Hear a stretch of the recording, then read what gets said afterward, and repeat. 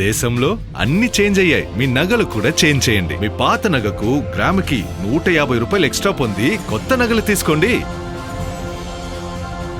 అదే తక్కువ తరుగుకు మీ లలితలో మాత్రమే. దేశానికి అన్నం పెట్టే రైతు ఇప్పుడు ఆకాశం వైపు ఆందోళనగా చూస్తున్నాడు. వర్షాలు ఎప్పుడు వస్తాయి, ఎంత పడతాయి, మధ్యలో ఆగిపోతాయా అనే ప్రశ్నలే ఇప్పుడు ఖరీఫ్ సీజన్కు పెద్ద సవాల్గా మారాయి. దీనికి ప్రధాన కారణంగా ప్రపంచవ్యాప్తంగా చర్చ జరుగుతున్న ఎల్ నినో పరిస్థితులు.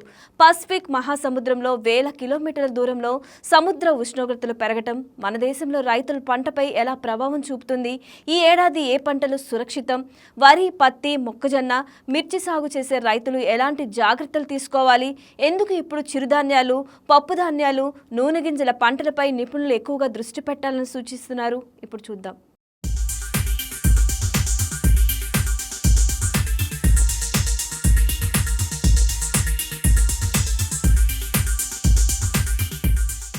వ్యవసాయం పూర్తిగా ప్రకృతిపై ఆధారపడే రంగం. రైతు ఎంత కష్టపడినా చివరికి వర్షం సహకరిస్తేనే ఆ కష్టం ఫలిస్తుంది. అందుకే ప్రతి ఖరీఫ్ సీజన్ ప్రారంభంలో రైతుల దృష్టి ఆకాశంపైనే ఉంటుంది. కానీ ఈసారి పరిస్థితి కొంత భిన్నంగా కనిపిస్తోంది. పసిఫిక్ మహాసముద్రంలో ఎల్ నినో పరిస్థితులు బలపడుతున్నాయని ప్రపంచ వాతావరణ సంస్థలు, భారత వాతావరణ శాఖ హెచ్చరిస్తున్నాయి. దీంతో ఈ ఏడాది వర్షాలపై అనిశ్చితి నెలకొంది.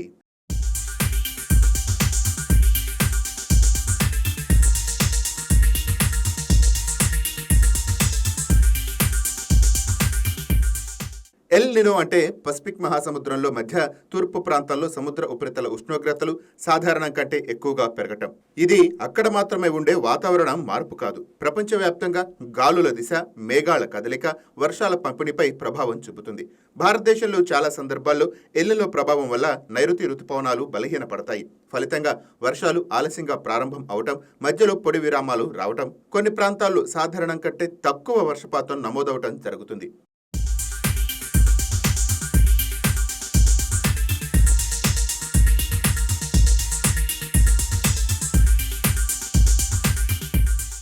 అయితే ఎల్ నినో ఉందంటే దేశమంతా కరువు వస్తుందని భావించడం సరైంది కాదు. ఎందుకంటే భారత వర్షాలను ప్రభావితం చేసే అంశాల్లో ఎల్ నినో ఒక్కటే కాదు. బంగాళాఖాతంలో ఏర్పడే అల్పపీడనాలు, భారత మహాసముద్ర డైపోల్, అరేబియా సముద్ర పరిస్థితులు, స్థానిక వాతావరణ వ్యవస్థలు కూడా కీలక పాత్ర పోషిస్తాయి.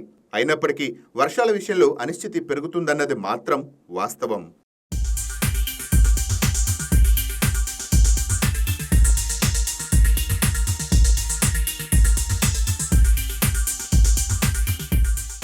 ఈసారి భారత వాతావరణ శాఖ కూడా జూలై నెలలో దేశవ్యాప్తంగా సాధారణం కంటే తక్కువ వర్షపాతం నమోదయ్యే అవకాశం ఉందని అంచనా వేసింది. దీర్ఘకాలిక సగటుతో పోలిస్తే వర్షాలు తగ్గే అవకాశం ఉందని పేర్కొంది. అంతేకాదు 2026 జూన్ నెల గత 120 ఏళ్లలో 5వ అత్యంత పొడి జూన్గా నమోదైంది. ఇది రైతుల్లో ఆందోళన మరింతగా పెంచుతోంది.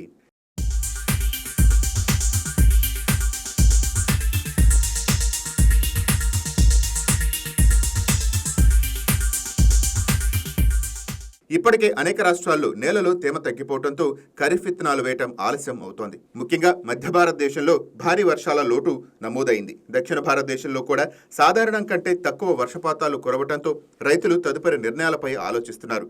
ఇలాంటి పరిస్థితుల్లో రైతులు తీసుకునే మొదటి నిర్ణయం ఏ పంట వేయాలి అన్నదే. ఇదే నిర్ణయం లాభనష్టాలను నిర్ణయిస్తుంది.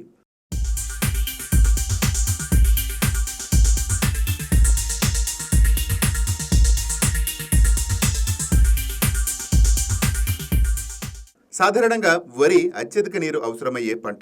నాట్లు వేసినప్పటి నుంచి కోత వరకు నిరంతర నీటి సరఫరా అవసరం. కానీ వర్షాలు ఆలస్యమైతే లేదా మధ్యలో ఎక్కువ రోజుల పాటు వర్షం లేకపోతే వరి తీవ్రంగా నష్టపోతుంది. మొక్క ఎదుగుదల మందగిస్తుంది, గింజ నింపుదల తగ్గుతుంది, చివరికి దిగుబడి కూడా తగ్గిపోతుంది.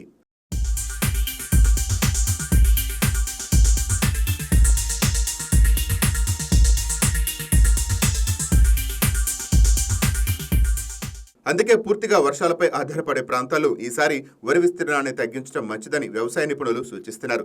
బోర్లు, కాలువలు, చెరువుల ద్వారా నీటి వసతి ఖచ్చితంగా ఉన్న రైతులు మాత్రమే వరి సాగు చేయాలని సూచిస్తున్నారు. అలాగే ఎక్కువ కాలం పట్టే రకాల బదులు తక్కువ వ్యవధిలో కోతకు వచ్చే రకాలనే ఎంచుకోవటం సురక్షితం.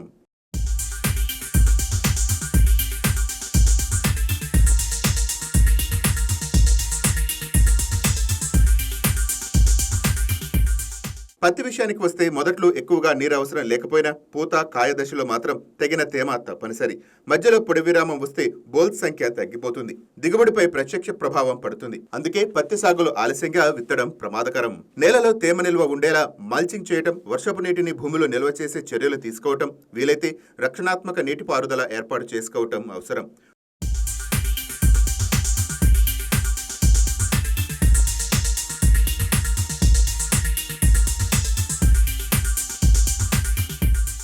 మొక్కజొన్నలో కూడా ప్రారంభ దశలో తగిన తేమ లేకపోతే తీవ్రంగా ప్రభావితం అవుతుంది. మొక్క ఎదుగుదల బలహీనపడుతుంది. తర్వాత గింజల ఏర్పాటులో సమస్యలు వస్తాయి. అందుకే నీటి వనరు లేని ప్రాంతాల్లో మొక్కజొన్న సాగు చేసే ముందు ప్రమాదాన్ని అంచనా వేసుకోవాలని నిపుణులు చెప్తున్నారు.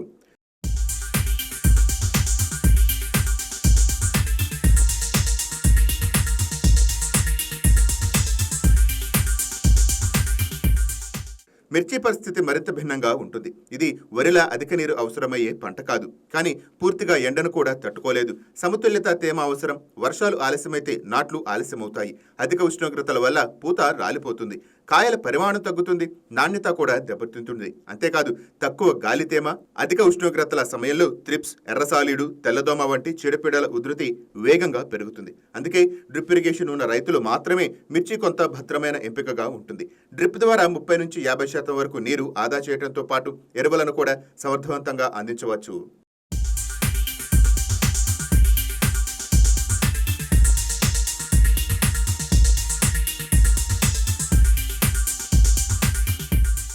ఇలాంటి అనిశ్చిత పరిస్థితుల్లో వ్యవసాయ నిపుణులు ఎక్కువగా సూచిస్తున్నవి చిరుధాన్యాలు.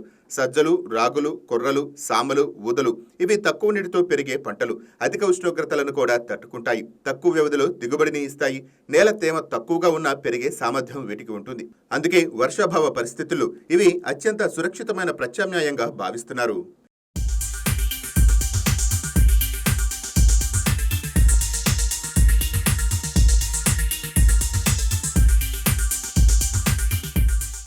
ఇంకా ఒక ముఖ్యమైన అంశం, ఇప్పుడు మార్కెట్లో చిరుధాన్యాలకు డిమాండ్ వేగంగా పెరుగుతోంది. ఆరోగ్యంపై అవగాహన పెరగడంతో దేశీయంగానే కాకుండా ఎగుమతి మార్కెట్లో కూడా వీటి వినియోగం పెరుగుతోంది. దీంతో రైతులకు మంచి ధరలు లభించే అవకాశాలు కూడా ఉన్నాయి.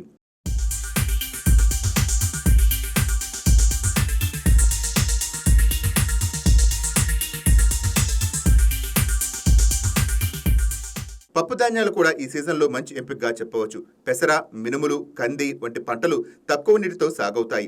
నేలలో నత్రజని స్థాయిని పెంచే సారాన్ని మెరుగుపరుస్తాయి. తదుపరి పంట కూడా ఇవి ప్రయోజనం కలిగిస్తాయి.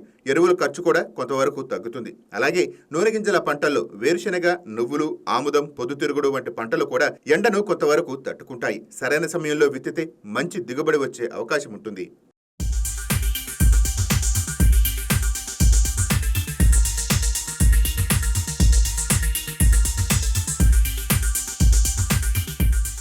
అయితే పంట ఎంపిక ఒకటే సరిపోదు. సాగు పద్ధతిలో కూడా మార్పులు అవసరం. వర్షం మొదలయ్యేలోపే విత్తనాలు వేయటం కంటే వర్షాలు స్థిరపడిన తర్వాత విత్తడం మంచిది. ఒకే పంటపై పూర్తిగా ఆధారపడకుండా 2 లేదా 3 పంటలను కలిపి సాగు చేయటం ప్రమాదాన్ని తగ్గిస్తుంది.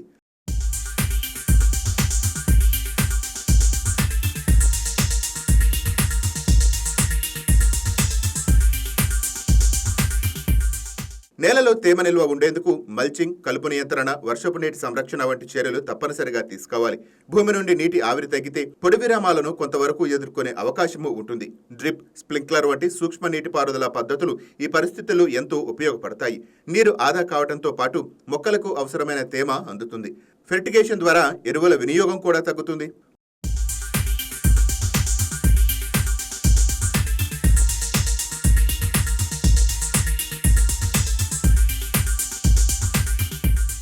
మరో ముఖ్యమైన అంశం, రైతులు ప్రతిరోజు వాతావరణ సూచనలను గమనించడం. ఇప్పుడు మొబైల్ యాప్లు, వ్యవసాయ శాఖ హెచ్చరికలు, స్థానిక వ్యవసాయ శాస్త్రవేత్తల సూచనలు సులభంగా అందుబాటులో ఉన్నాయి. వాటిని అనుసరిస్తూ సాగు నిర్ణయాలు తీసుకుంటే నష్టాలు తగ్గించుకోవచ్చు.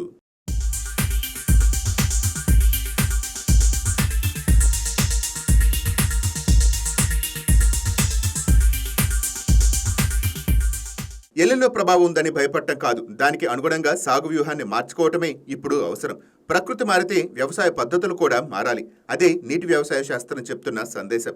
నీటి లభ్యత ఎంత ఉంది, నేల స్వభావం ఎలా ఉంది, వర్షాల పరిస్థితి ఎలా ఉంది అనే 3 ప్రశ్నలకు సమాధానం తెలిసిన తర్వాతే పంటను ఎంపిక చేసుకోవాలి. అలా చేస్తే పెట్టుబడి రక్షణతో పాటు దిగుబడిని కూడా కాపాడుకునే అవకాశము ఉంటుంది.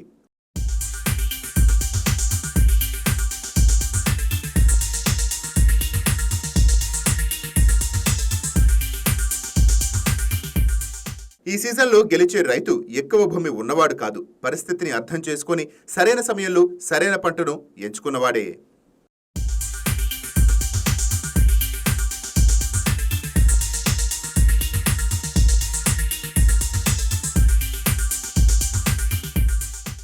వ్యవసాయం అనేది కేవలం విత్తనాలు చల్లడం కాదు, పరిస్థితులను అంచనా వేసి సరైన నిర్ణయం తీసుకోవడం కూడా. ఎల్ నినో వంటి వాతావరణ సవాళ్లు వచ్చినప్పుడల్లా భయపడకుండా శాస్త్రీయ సలహాలు, వాతావరణ హెచ్చరికలు, నీటి లభ్యతను దృష్టిలో పెట్టుకొని పంటలను ఎంపిక చేస్తే నష్టాలను గణనీయంగా తగ్గించుకోవచ్చు. ఈ ఖరీఫ్ సీజన్లో ముందస్తు ప్రణాళికలే రైతుకు అతిపెద్ద రక్షణ అని నిపుణులు స్పష్టం చేస్తున్నారు.